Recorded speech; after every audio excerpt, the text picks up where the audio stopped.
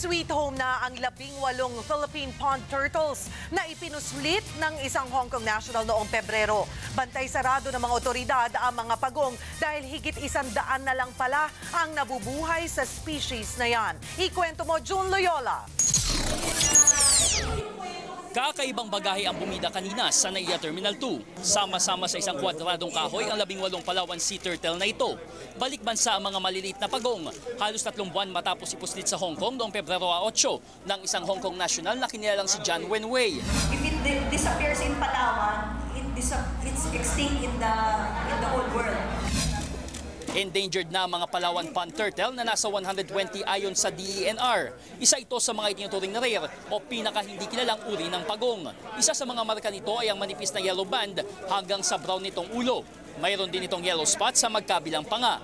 Lumalaki lang ito hanggang 22 centimeters at nakikita lang sa Northern Palawan. Nahuli at naharang si Wei matapos mabuko sa scanner ng Hong Kong Airport ang kakaibang bagahe niya. If it pass through the airport, then siguro hula. But ito kasi baka kung saan dumaan, baka sa dagat. We're working with Philippine Coast Guard.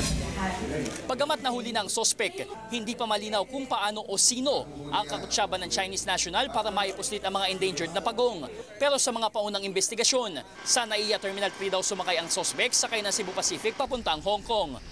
Nabisto din sa bagahe ni Wei ang 24 na lizards, 16 na pythons, isang flying snake at isang mock viper. Inaalam ngayon ng DENR kung sa Pilipinas din nanggaling ang mga ito.